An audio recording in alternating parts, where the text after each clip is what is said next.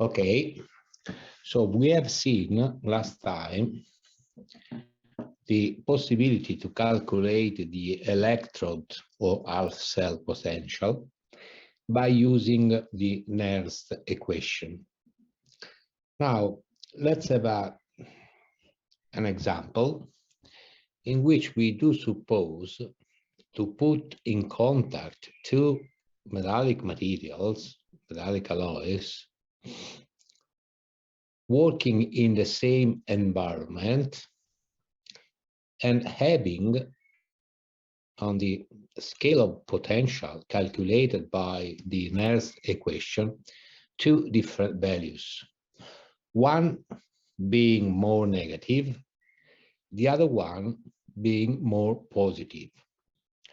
That's the case called galvanic coupling or galvanic cell. And in order to explain what is going to happen, let's have a look, for example, to this picture in which we do put in contact zinc and copper in the same working environment, talking again about electrochemical corrosion, that is, working both these metallic alloys in the presence of condensate phases. So if we have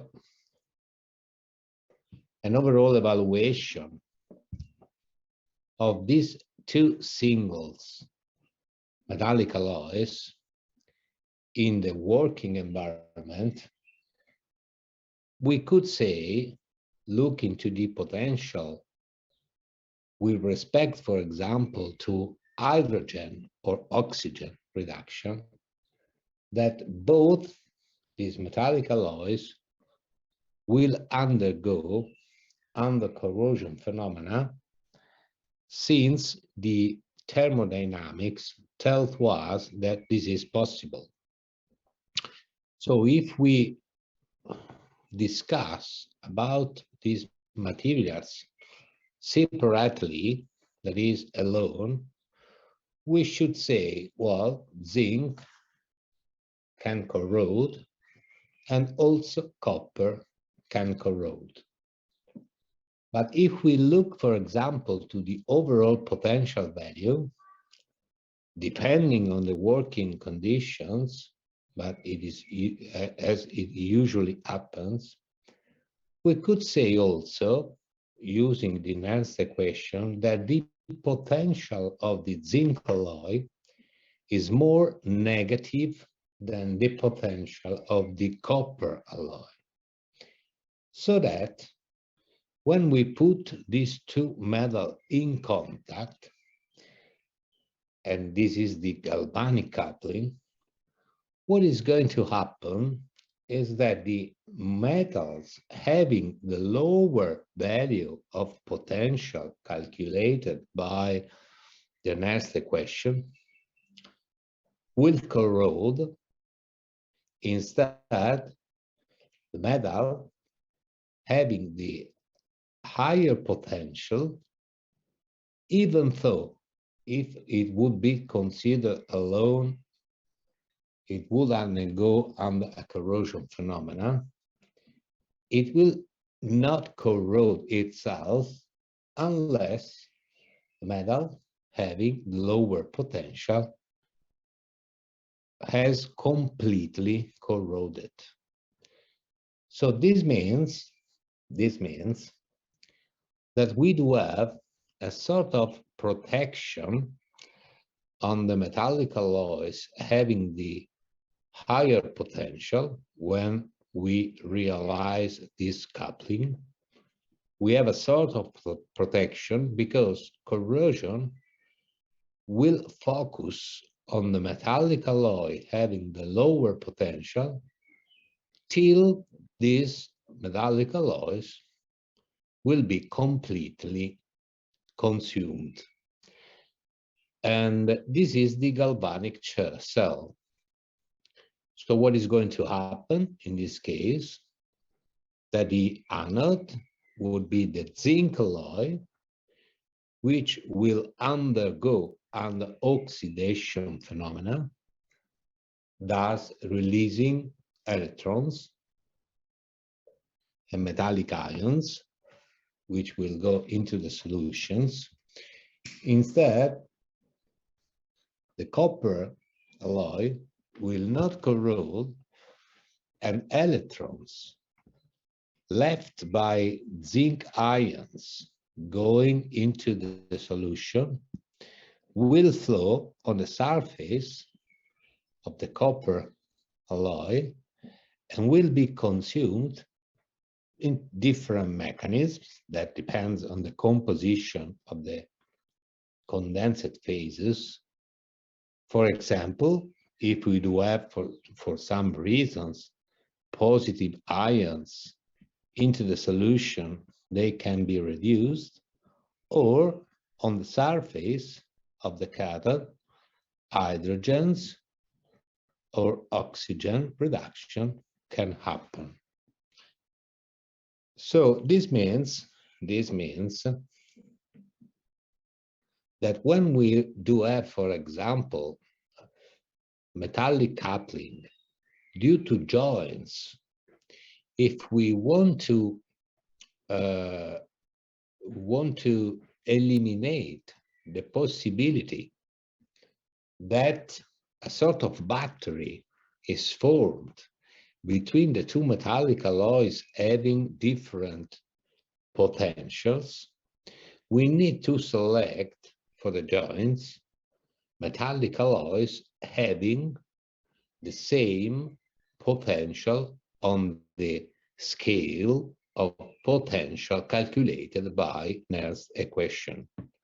Otherwise, we will have a sort of protection that could be also positive, that depends on the applications, but if we are looking to corrosion phenomena, that's not positive. We can have corrosion of the metallic alloys having lower potential value with respect to the other one having higher potential value. That's the galvanic coupling.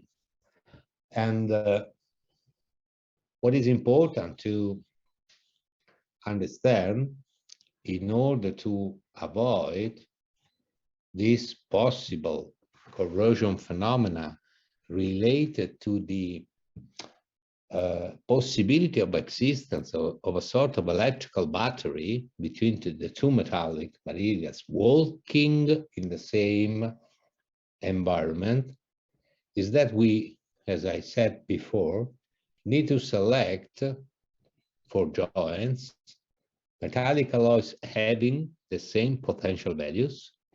If this could be not possible, for example, we are obliged to select these two dissimilar metals, we need to make a sort of electrical insulations between the two bodies, the two metallic bodies, in order to let both the metals to behave as a single alloys without the effect of galvanic coupling.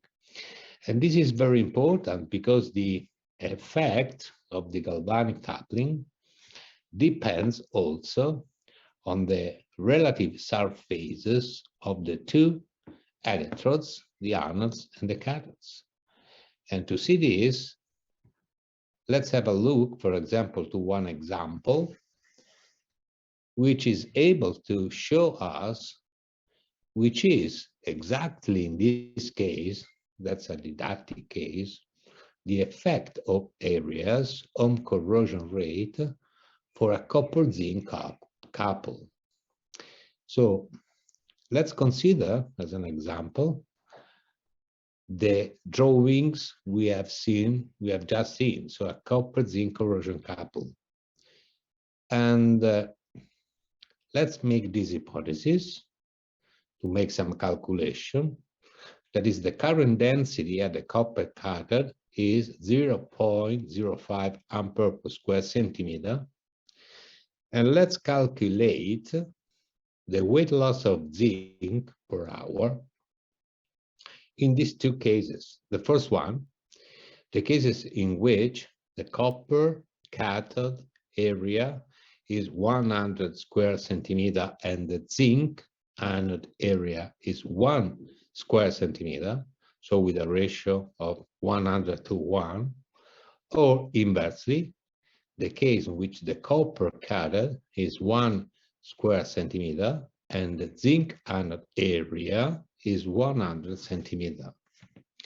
So we need to use, as in the previous examples we have seen last time, the Faraday equations. Just remembering, since we have defined here, you see here, the current density, that when we want to calculate the current, we need to multiply the current density for the exposed surfaces. So in the case of small zinc anode area, the total current, depending obviously on the data we have given before, is 0.05 multiplied for 100, so it is 5 ampere. And then the weight loss of zinc, in this case, which is given by the current density here, here, per time, for the mass, number of electrons, Faraday constant, is 6, just using the figures which refer to these examples, 6.1 grams per hour. If we have a large, instead, zinc anode area, again, we can write that the current is the current density multiplied by the area of the copper, in this case, which is not 100 square centimeter, but just 100 in the second example. So it's 0.05 ampere, and the weight loss of zinc using the Faraday formula is equal to 0.061 grams per hour. So this means that the rate of corrosion of zinc is significantly reduced when the zinc anode is much larger than the cathode. So you see here the effect of the area, of the exposed area, which is very important for any galvanic coupling.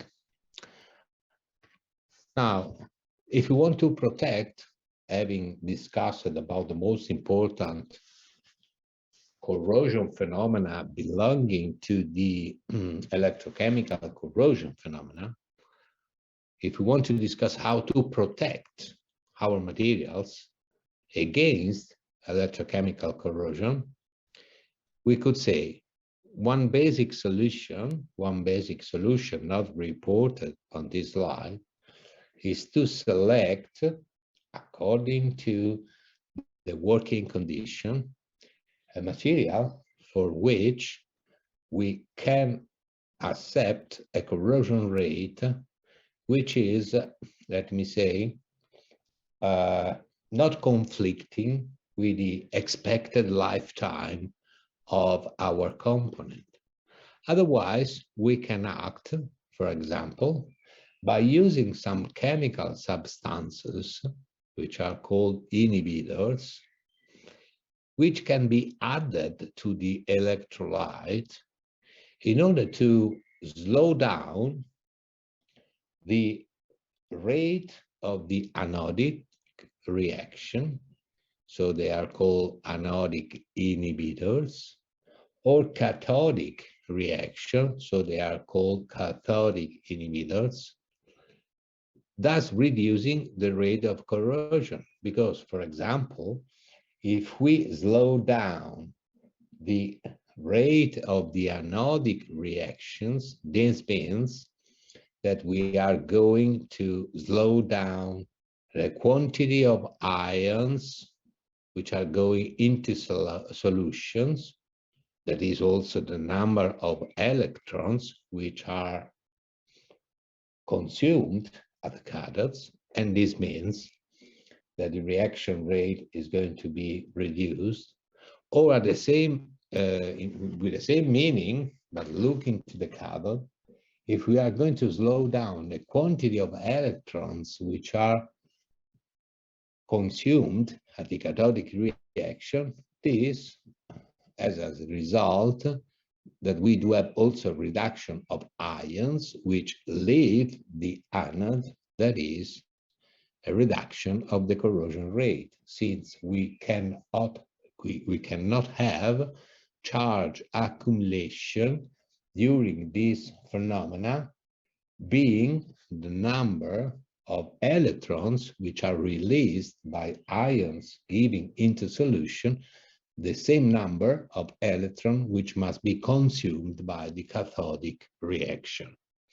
Or we could also use positively what we have just said about the galvanic cell, that is using the so-called sacrificial anode. This is quite useful, quite common, for example, for ship protection. So we do have, for example, for ship, our basic structure, which is made by steel. Just to give to you an example, if we put on the top of our steel something that is a metallic alloy, like, for example, zinc, having a potential in seawater, since we are talking about ships, lower than steel, what is going to happen is that we have realized this kind of example. So zinc will corrode itself, steel will give available the surface for cathodic reaction, which could be hydrogen or oxygen reduction, and steel will not corrode till all the zinc alloy will be consumed. And this is called, as it is reported here, use of sacrificial anode. Or if we have a look to the Purbe diagrams, for example, depending on the pH value in which our metallic alloys, our metallic element is going to work under working environment, we could, for example, select, and again, think to steel to have an idea, to metallic materials able to passivate themselves, that is able to form on their surface a very thin oxide layer, which has no electrical as well as thermal conductivity, so which is able to avoid ion release into the solutions and thus electron flowing, because the surface of the materials itself after passivation has become a surface having non-electrical behavior. This applies for steel passivation, as well as it applies, for example, for aluminum alloys passivation, as it applies, for example, for titanium alloys passivations. This is the essential about electrochemical corrosion. Now let's move ahead and let's have a look on what is going to happen when we think to corrosion phenomena which are not classified under the head of electrochemical corrosion phenomena, but are classified under the head of high temperature corrosion, or that's the same, they are synonymous, hot corrosion phenomena. As we have already said at the beginning, the substantial difference between these two main classes of corrosion phenomena is related to the fact that in the electrochemical corrosion, we do have movement of electrical charges, electrons, ions, so we can define, for example, also a corrosion rate in terms of current density. And we do have oxy-reduction reaction. When we enter the field of high temperature or hot corrosion phenomena, since we do not have, this is the condition, condensed phase in which ions can move freely, we do not have oxy-reduction reactions, but we do have direct chemical reactions. And one of the most, let me say, important phenomena which is happening under hot corrosion is oxidation, for example, of metallic materials due to direct reaction of the metals with oxygen, which is present without any condensed phase in the working environment. In this case, if we want to discuss, to analyze as we want, our corrosion phenomena, hot corrosion, oxidation, for example, in terms of thermodynamics, well, there is nothing new with respect to the classical conditions of chemical reactions, which are based on the evaluation of the variation of the free Gibbs equations due to that reaction of oxidation. And we do have diagrams like this one, which are called Ellingham diagrams, in which, depending on the partial pressure of oxygen and depending on the temperature, we are able to define for any reaction involving oxidation, for example, of metallic elements, which is the variation of the free energy, the free Gibbs energy. And in the case, as we have already seen, or as we have already said, this energy variation is negative. From a thermodynamic point of view, we can say, yes, that reaction is possible. If the variation of the free energy is positive, we can conclude by this thermodynamic approach that that reaction cannot happen.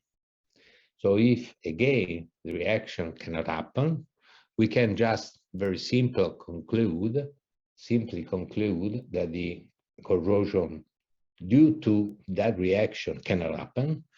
If in the other case, the thermodynamics tell to us that the reaction can happen, we should investigate the corrosion rate. We should investigate how fast is the conversion rate, for example, the oxidation, in order to understand if that one is acceptable with respect to the expected lifetime of our component. And thus, this is for oxidation, but it can be done also for other high temperature reaction, like, for example, sulfidation, etc., etc. If we look to the oxidation, which is the most important for us, and we want to have an idea on the expected corrosion rate behavior, in the case thermodynamics tell to us that that oxidation reaction can happen, we can base our consideration on a very simple index, which is called the PB, that is Pilling-Birdworth index, which can be directly linked to the expected kinetics of the oxidation reaction. The building bedworth index is defined, then we will see also calculate an example of calculation, as the ratio of the volume, specific volume of the oxide, which is formed obviously due to the oxidation itself, with respect to the specific volume of the materials, the base materials, which is consumed to form the oxide. And we have these basic cases, 1, 2, and 3, being this one, let's say 1B's case, existent in a very special case that I will tell to you. When, that's a B, when we do have this ratio, peeling bedworth, which is lower than 1, then we can expect a linear kinetics of corrosion if, for example, we report on a diagram the weight variations per unit time, per unit surface with respect of time. This means that the volume of the oxide is lower than the volume of the consumed materials to form the oxide. This means that the oxide is not able to cover in an uniform way the surface which is going to be oxidized, and thus corrosion can proceed. One special case is related, and this is not only existing for oxidation, but also for reaction at high temperature with other elements like this, for example, chlorine with iron, chlorination, but let's stay on the oxidation. This case, special case, is related, one is, to the fact that in some examples, the oxides which are formed by or due to the oxidation phenomena, they are not solid materials, but they are in a vapor phase. So they leave the surface of the materials itself, and in this case, we cannot expect to have an increase in weight. We will have a linear decrease in weight. In the case in which the building bedworth index is something near to 1, that means that the volume of the oxide formed is comparable with the volume of the materials which is consumed to form the oxide. We can expect to have a logarithmic kinetics. This means that we have an initial stage in which we have weight variation, but then we will have, and we will go towards a sort of asymptotic solutions, because the oxide, which is going to be formed, will cover the surface of the materials, thus stopping, apart from the initial stage in which oxide is formed, that is here, stopping further corrosion phenomena. When instead the peeling bedworth is higher than 1, let me say sensibly higher than 1, we can expect a sort of parabolic kinetics of the corrosion phenomena, in which we do have too much oxide with respect to the materials which is going to be consumed. So this means that we do have something like this.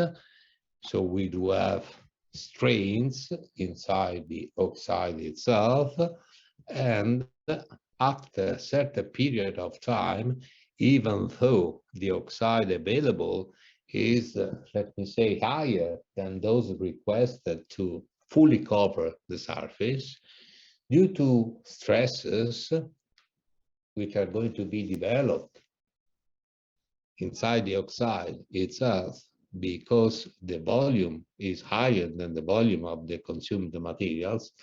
We need to have some spallation of the oxide, that is exposure of new surface, and thus the corrosion phenomena will be lower than those expected in a linear case, but will be, let me say, higher than those expected for a logarithmic case. This is, for example, the case of oxidation of titanium-based alloys, which, after reaching temperatures which are in the range of about 600 Celsius, will undergo to spallation phenomena, and so to active oxidations, thus limiting in an oxidizing environment the maximum working temperature of the titanium alloys properly to something which is around 600 Celsius. So in order to have protection, in this case, the oxide must be well adherent to the surface, and this adherence is get in a proper way depending on the value of the peeling bedwork ratio. Here you have some values of the PB ratio, which are calculated, for example, for the formation of magnesium oxide or aluminum oxide or chromium oxide or iron oxide. And you see we have quite different relevant values. So in this range, more or less, we are in a linear oxidation. Here we are, and we could also include to some extent nickel oxide, something which is which can be related to logarithmic oxidation. And here we do have a parabolic oxidation. And the calculations of the peeling bedwork ratio is quite easy.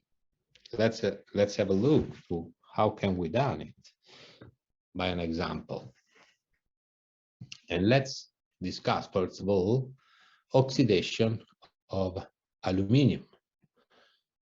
So first of all, we need to write in a properly balanced way the stoichiometric equations which let us to write down how aluminium oxide is formed by oxidation of aluminium.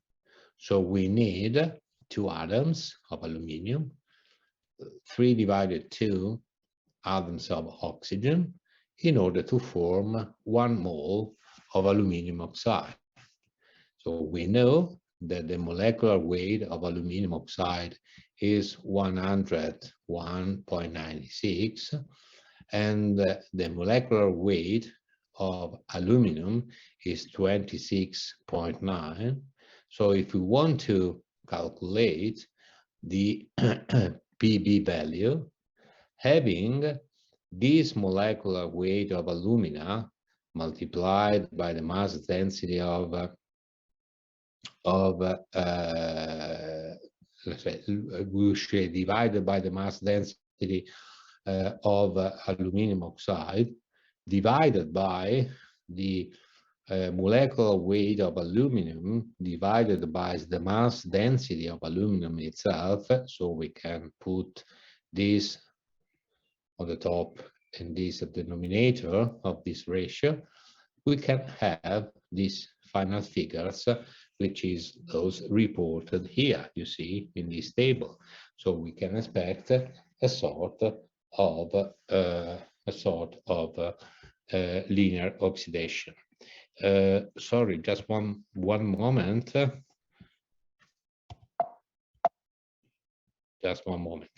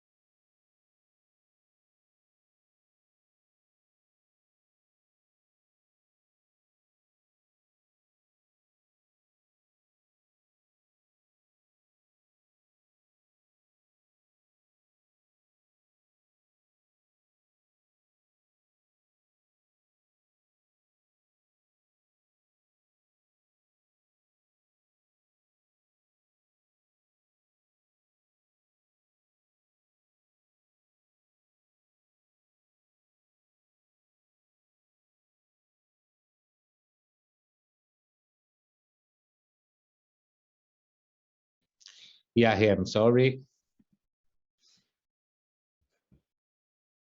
Okay.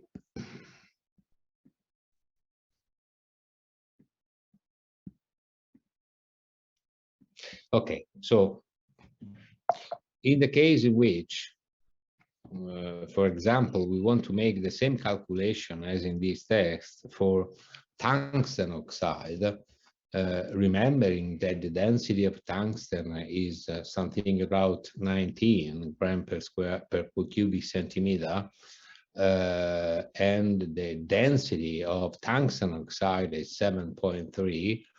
We just need to write down the oxidation reaction of tungsten, which is written in this way, knowing the molecular weight of tungsten oxide and the molecular weight of tungsten, and thus with the same criteria, writing down the way to calculate the PB ratio, which is in this case something higher than 3.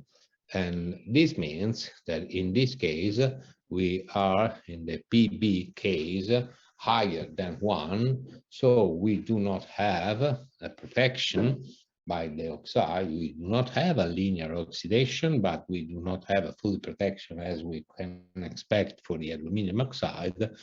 And we have something which is very near to parabolic oxidations. One special case which is relevant for our applications of corrosion is corrosion resulting from accelerated oxidation, which can happen when a metal or a metallic alloy is covered by a contaminant cell film. And this happens in practical applications when the working temperatures in presence, obviously, of salt are in the range between 650 and 1000 Celsius. This can happen in gas turbines. This can happen in industrial combustion engines, especially in the exhaust system, as well as in other applications which are not related to aerospace, but for which hot corrosion by salts is important, like boilers, coal gasifiers, process equipment in petrochemical industries, or waste incinerators. Once one metallic alloy, the surface of a metallic alloy has been wetted by a molten salt deposit, this hot corrosion process can occur essentially in 2 stages. The first one is the so-called initiation stage, which is more or less similar to an oxidation, to a standard oxidation process. Then, after this initiation stage, we do have a propagation stage in which really the corrosion degradation can occur. In the initiation stage, the corrosion rate is quite low, and the alloy in the deposit are being altered to make the alloy susceptible to rapid attack. And this alteration may include, as an example, depletion of the element which is responsible to form the protective scale on the alloy, or incorporation of a component, that is of an element, of a compound, from the deposits. For example, if we have in mind the element sulfur into the alloy, or the solution of oxides into the salt, thus leading to developments, for example, of cracks or channels in the scale. And this sort of alteration usually give rise in shapes in deposit composition towards more corrosive conditions. The duration, the length of the initiation stage is not fixed, and it can vary from some very short interval of times, like seconds, to thousands of hours, and that depends on many variables, such as, for example, alloy composition, such as alloy microstructure, the deposit composition, the gas composition and the flow rate, the temperature, eventually the presence, have in mind the aerospace applications, the presence of thermal cycling, the deposit thickness, and the specimen geometry, and the presence of synergic effects like those related, for example, to particle impingement on the surface, which can give rise to erosion, corrosion phenomena. Instead, the second step, the second phase, the propagation stage, is quite dangerous because the corrosion rate in this stage is very fast.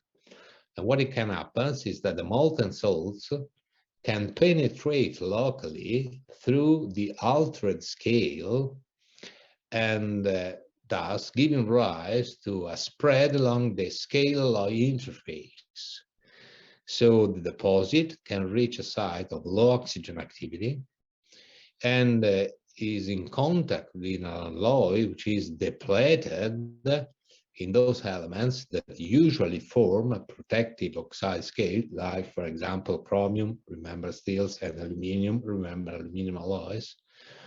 And this gives rise to a propagation phenomena of the corrosion, which is very, very rapid. That's an example of, for example, nickel-based superalloys. You see coated with 1 milligram per square centimeter of sodium sulfate working in 1 atmosphere oxygen and pressure. And you see here, as we can have, let me say, the incubation, the initial state, which are then followed by very fast corrosion phenomena. That means we have entered in the second stage. In terms of classification of this kind of hot corrosion, that's a special case of hot corrosion phenomena, internationally, it is said that we do have a type 2 corrosion, which is also called low temperature hot corrosion, which occurs when we are at the bottom, that is at the lower end of the typical temperature range for hot corrosion process, around, as we said at the beginning, 650 Celsius. Generally below the melting point of the salt mixtures, unless we have, let me say, a combination in which we can have the formation of eutectic mixtures, which you should remember, they do have a very low melting temperature. And the second is the so-called type 1,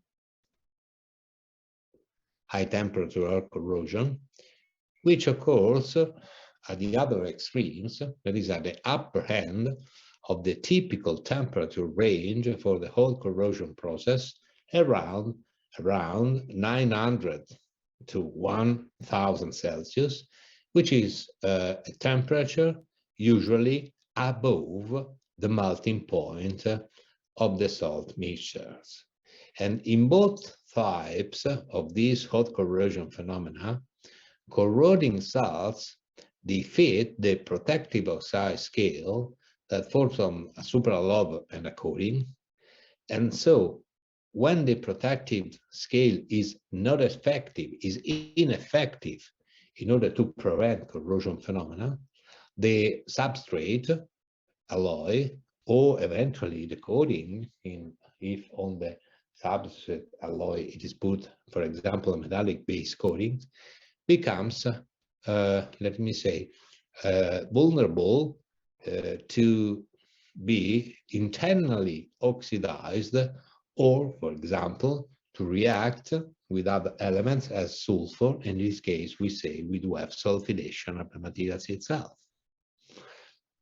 Here are some examples of type 1 hot corrosions.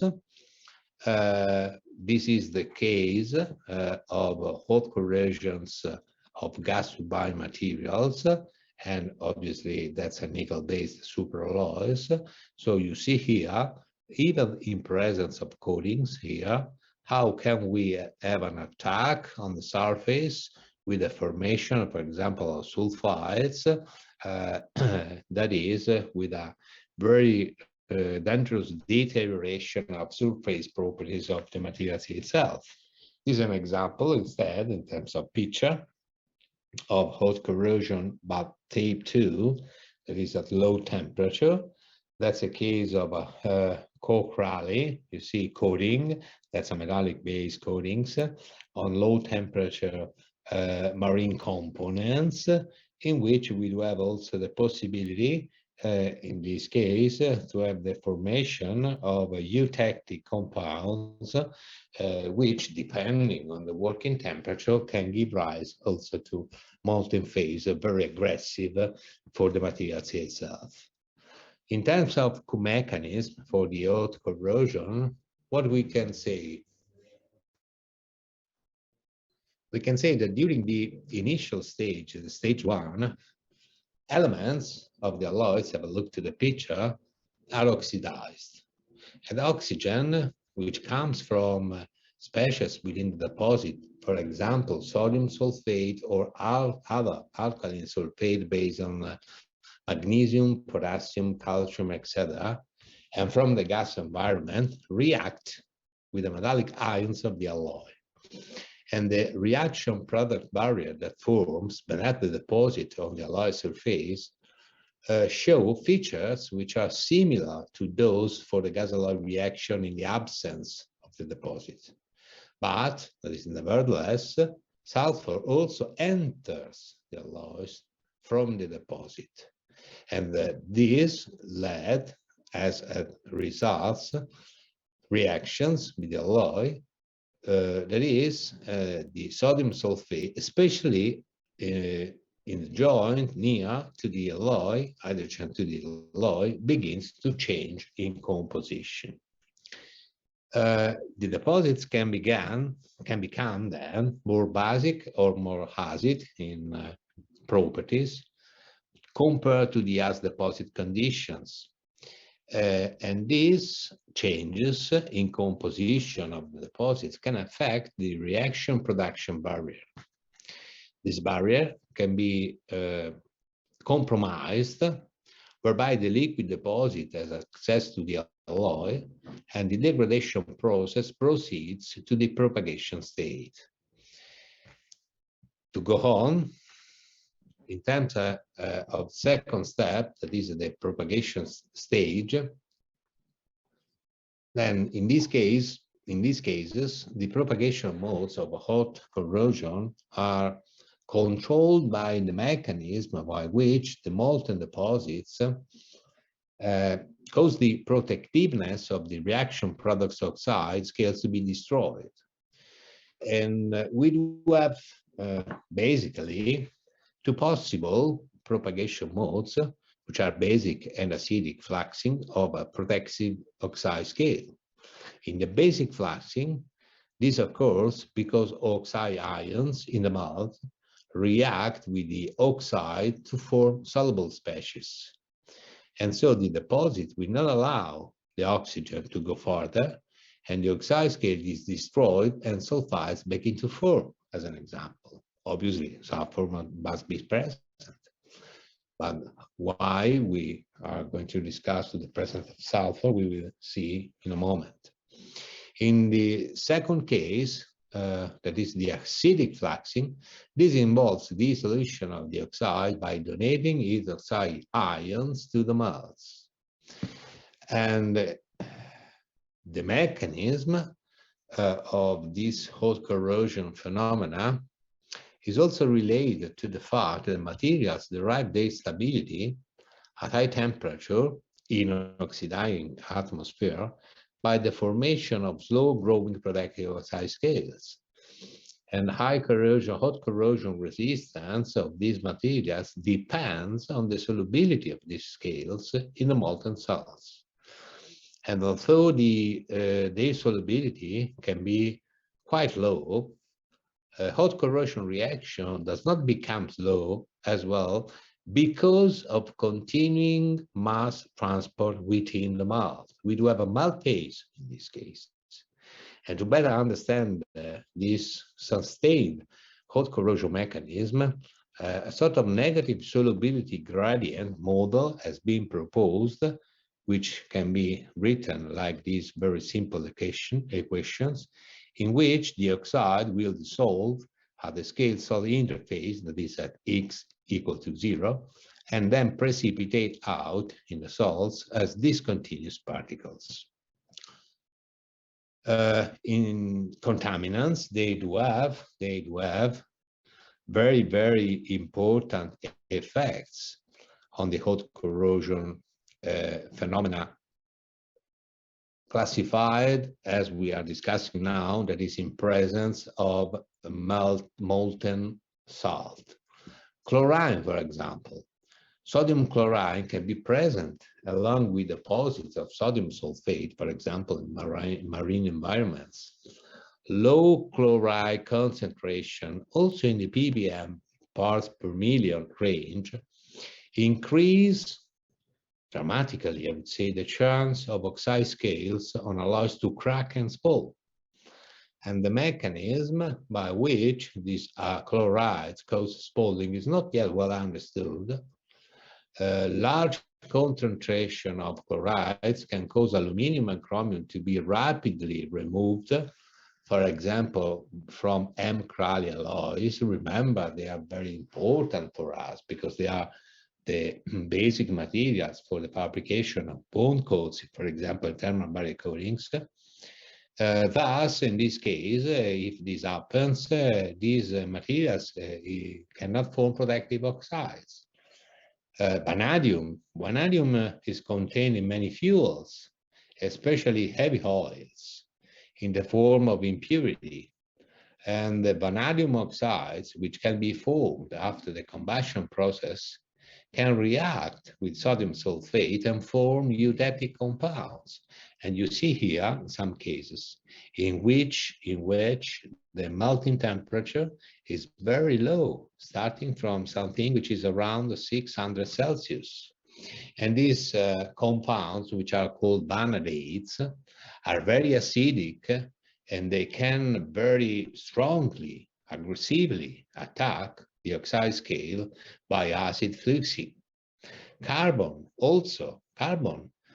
comes from combustion processes and can accelerate the dissolution of protective scales, thus promoting sulfur penetration in the base alloys.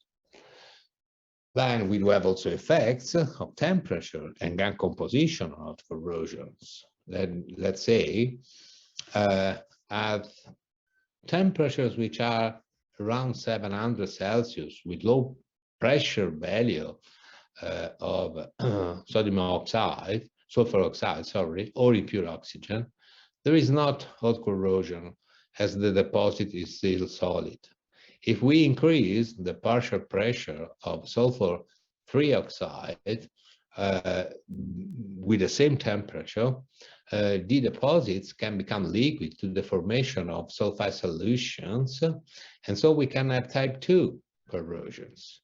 With a gas phase induced acidic fluxing. With low value of partial pressure of sulfur-free oxide or impure oxygens, but at high temperature values, we can have type 1 hot corrosions due to melting of sodium sulfate.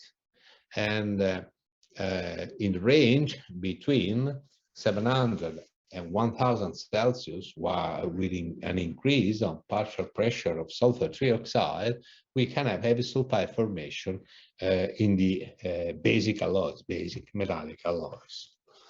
So specific alloy elements can be used in order to try to, contrast, to slow down the hot corrosion degradation.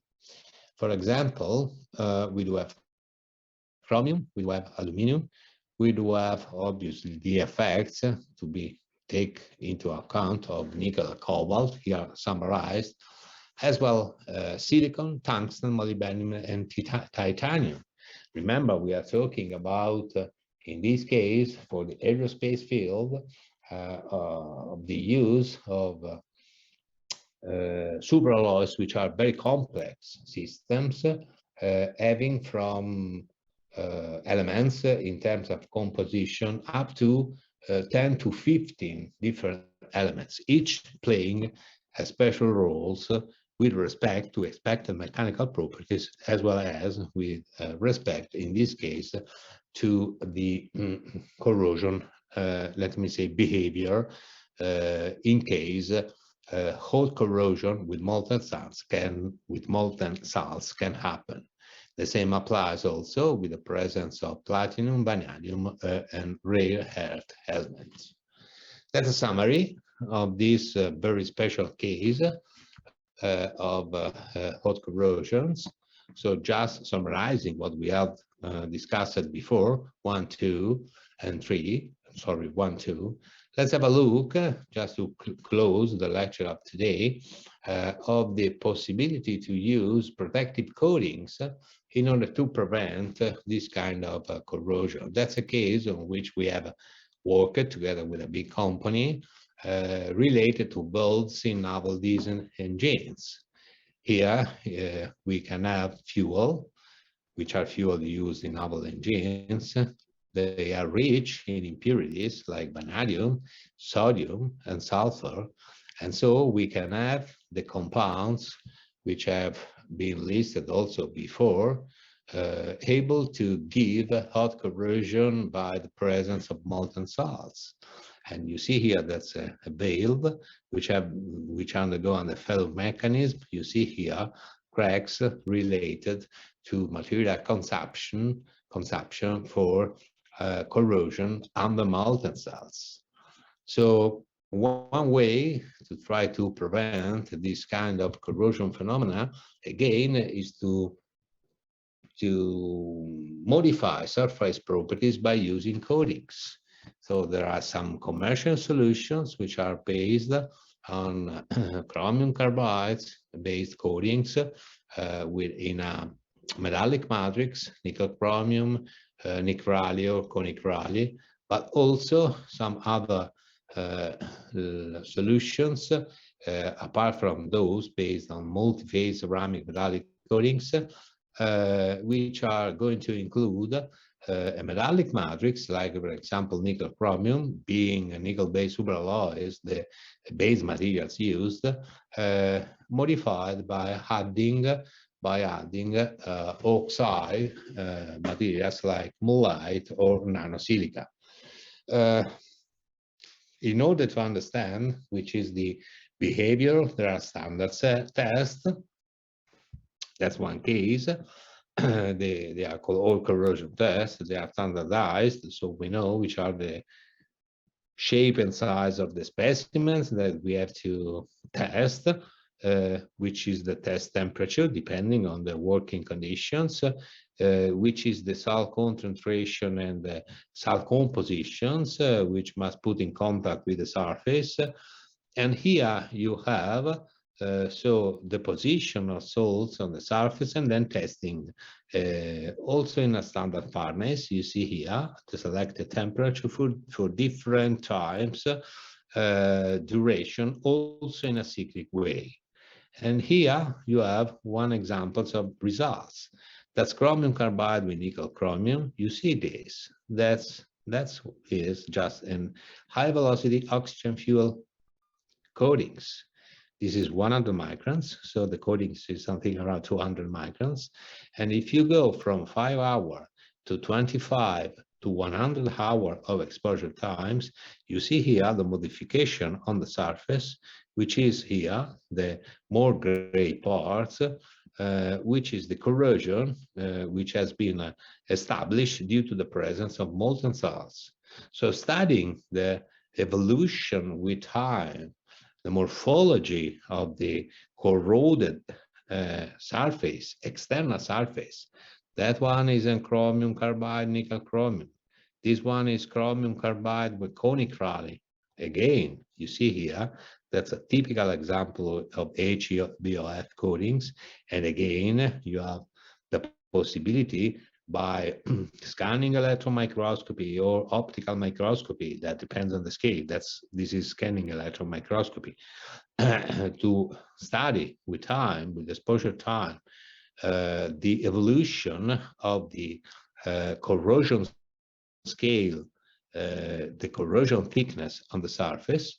That's another one. And that's another one. Again, that's the final solutions. Another solution which we do not have in the metallic matrix, a non-oxide, such as chromium carbide, ceramic phase, but an oxide-based ceramic phase, again, looking also to the morphology of the scale.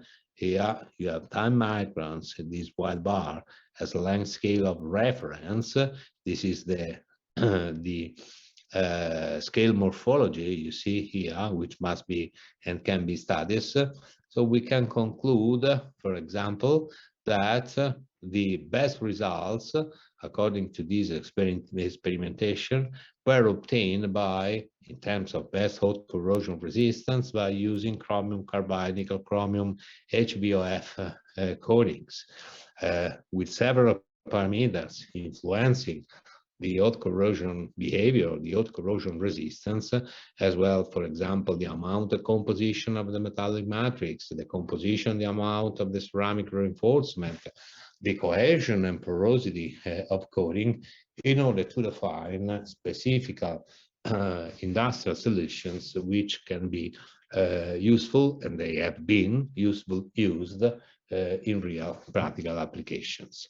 So, well, we have already discussed about that. What we have discussed today is that we can have the possibility also to have high temperature corrosion, which is not depending on two electrochemical reductions, oxy-reduction reaction. In this case, we do have direct chemical reaction with the aggressive species towards the metallic elements. And the thermodynamics is something which can be started by using, for example, for oxidation, the Elegant diagrams, but in any case, the free Gibbs energy variation. And then for what it concerns the oxidation, we have a very simple tool, which is the filling bedwork index, which can be easily calculated for oxidation in order to have an idea if we can expect linear or parabolic or logarithmic kinetics.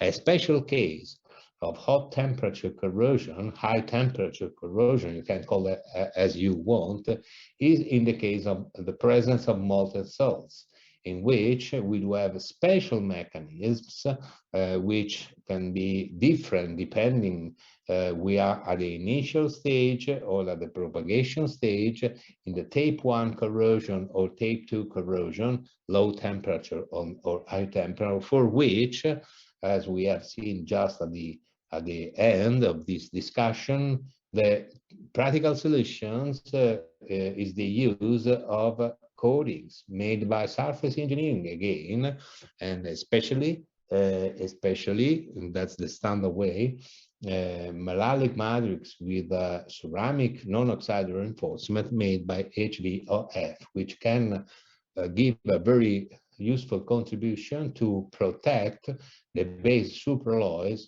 by basic or acidic fluxing, depending on the working environment for the hot corrosion phenomenon. The last topic we have to discuss in our lectures is what is related to tribological damages of the materials, that is wear. But I think we will start this topic just next Wednesday. We will conclude this topic in Wednesday. And so if nothing, let me say, exceptional is going to occur, next Wednesday we will close our course by talking about wear. Because wear and corrosion are most important, the most important surface damages mechanism for components which are interesting for our application. So for today is all. If you do have any questions, please ask me. Scusi, io avrei una domanda per quanto riguarda l'esame, cioè in particolare per... Lo facciamo mercoledì, grazie. Ah, ok, mercoledì. È dato mercoledì, ci salutiamo. Bene. Perfetto, grazie. Prego. No questions? Okay, so good afternoon. See you Wednesday, which will be the last meeting for today, for this year. Good afternoon to everybody.